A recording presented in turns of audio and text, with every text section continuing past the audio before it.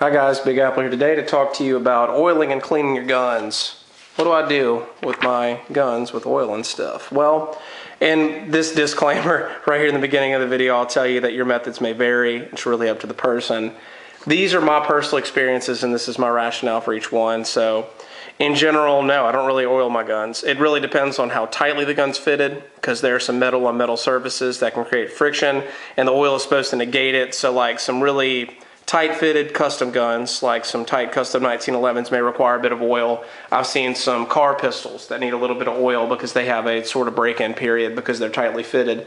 It really just depends on the gun itself. Every gun really is an individual, and your gun may or may not require oil. My Smith & Wesson 1911 is a little bit picky about being dry. If it gets really dirty, it doesn't run as smoothly. But then again, I've seen 1911s that'll run all day long without needing any oil, and they'll run dirty and they run just fine.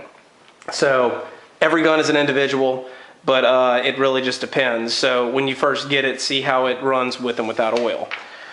So for a rifle or shotgun, what do I do? Well, for DI AR-15s, which I said in my last video stands for direct gas impingement, most of them run better with a wet bolt carrier because the powder residue left behind can become gummy over time. But for piston systems, it's not as important, and I'll explain to you that difference. So since in a DI gun, all of the gases from behind that bullet are going into that gas tube and back into the receiver, this receiver right here on an AR is going to get hot and it's going to get gummed up with powder residue and whatnot. So it's good if you have some oil in there to negate some of that motion and make it function easier.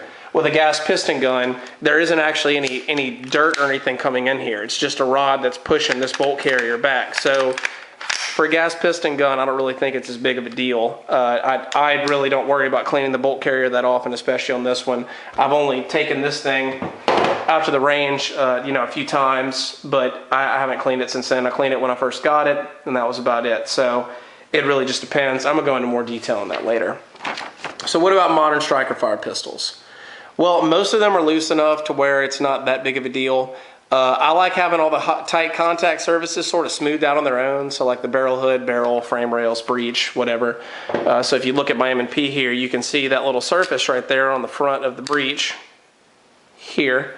That's smoothed out and kind of silvery looking. And that's because every time this thing actuates and the slide moves, that chamber drops down in there. The breech drops because of the breech lock design. Thank you, John Moses Browning, for that. But that part, and then like the barrel has some wear patterns on it. Internally inside here, the frame rails where the slide actually runs, and I guess I could just show you that. You can see it right here, how they're kind of smoothed out on their own. I don't know if that really helps or doesn't help how the gun functions, but it definitely inspires a lot of confidence in me about these guns, the fact that I can run them super dirty, super dry, and they keep on running. So that definitely makes me feel better. It may or may not be necessary for the oil to be there, but this gun runs great dry, so it doesn't really matter. And most polymer guns, you're going to tell, are kind of loosely fitted, and they loosely fit them on these frame rails on purpose, to where they operate well under adverse conditions.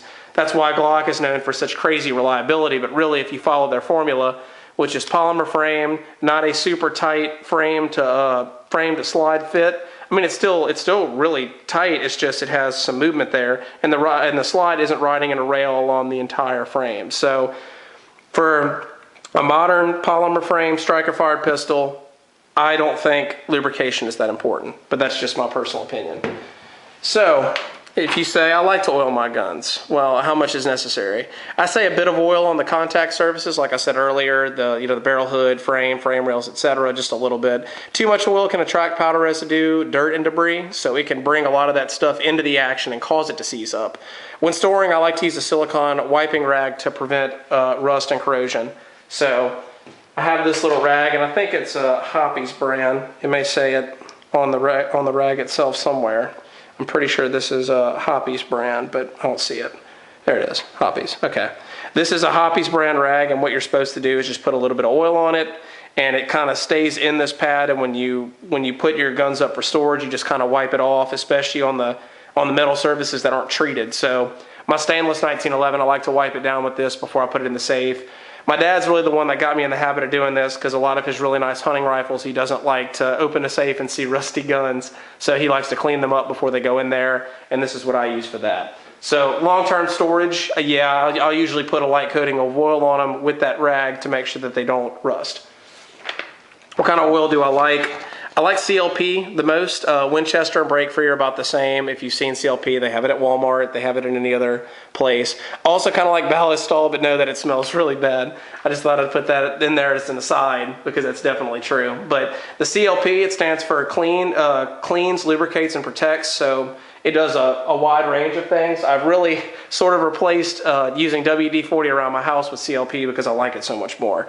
But it works really good at cleaning these guns up if you just spray it down and let it soak and then wipe it off. And I'm going to go into how I clean my guns in the next section. So, handguns, how do I do it? Well, I clean all powder residue off of surfaces, and I use a nylon brush or a copper brush depending on where I'm brushing it off of.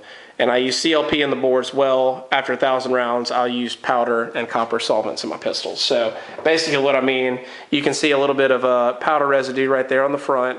So I'll use something kind of like this. This came in a cleaning kit from Academy.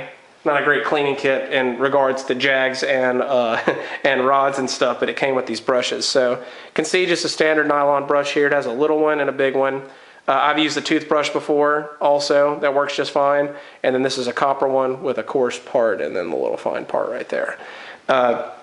When you're using a copper wire brush, I would be careful on stainless surfaces, especially on the outside of the gun. If you use it internally, most of those surfaces are probably going to be smooth anyway, so it really would be difficult to scratch them up any worse. I probably wouldn't use a copper wire brush on an older gun or like a blued gun or a Parkerized gun because that could mess it up. But for internal parts, when there's heavy caking of powder on the breech face and stuff in there, I like to use a copper wire brush just to make sure I get it all off. But usually what I'll do is spray a little CLP on a surface, take my nylon brush, kind of wipe it in there and let it sit for a little bit, and then just wipe it off either with a paper towel, or I really like those blue shop towels that you can get from AutoZone and Walmart, the kind of thicker ones. Those work a lot better at not fraying so easily on those metal corners. But that's how I clean my pistols. After a few thousand rounds or so, I'll run some solvent in the barrel, but since pistol barrels and pistol rounds in general aren't as tight in the barrel as a rifle round, you don't get as much copper fouling, you don't get as much powder fouling, and it really won't impede the function of the gun at all. And the accuracy of a pistol really isn't so precise that it matters that much. If you run a rifle really dirty, it'll eventually lose accuracy. With a pistol, it's not as important. With shotgun, okay, I use a bore snake or a long foam rod, and it really just depends what kind of shotgun it's for. Like this one on the table right here, this is my personal Home Defense 870. It really doesn't get cleaned that much because, as you can see, I spray painted it, and I'll mention that. Time of storage is another factor, so like I said, if it's a hunting gun, you're going to leave it set up for a while. You're probably going to want to wipe it down before it goes in. For my 870, it rarely gets cleaned because it gets shot so much, and like I said, I painted it. So this came with, I guess, just a standard Parkerized finish. It's just the 870 Express. I put some Magpul furniture on here. I'll mention that in another video. But every time I would take it out and I'd bring it back in, it would get really, really rusty no matter how much I wiped it down, no matter how much CLP I let it soak in. So I just got some Rattle Can Rust-Oleum. Corey and Erica suggested it on their channel, and just put it on there. And when it starts to wear down, I'll just spray it again. So it doesn't get cleaned that much. And the action in a pump shotgun, the action's really not going to get that dirty. It really doesn't matter that much. On a gas semi-auto shotgun, it may get a little bit dirtier, but for this one at least, this pump shotgun here, I can't even remember the last time I cleaned inside the receiver, inside the barrel, because I mean, you're actuating everything yourself there with the pump. It's not having to work on its own, and it just really doesn't get that dirty. So that's my reasoning behind that. For my rifles, my defensive carbines are cleaned every once in a while. After maybe 1,000 rounds, I'll use a powder and copper solvent down the barrel so that they maintain their accuracy. For DI rifles, the bolt carriers clean pretty often. And for piston rifles, I clean the gas block. Because on piston rifles, as you can see right here, you can see a lot of buildup right there on the bottom of the piston, all that residue. That's because, like I said in my DI versus piston video, in a DI AR, all of the residue from the cartridge powder burning stays in here, whereas on a piston gun, it's contained up here. So on this one, you can twist this guy and pop it out, and it's actually pretty dirty right now. So you can see it's actually pretty dirty. On a piston gun, I'll clean the gas block every now and then, but it's really not that necessary to clean that often either. So, and in this case, I'll clean it every once in a while. So probably the next time I clean this barrel, I'll clean the gas block, and I don't really care about cleaning the muzzle brake either.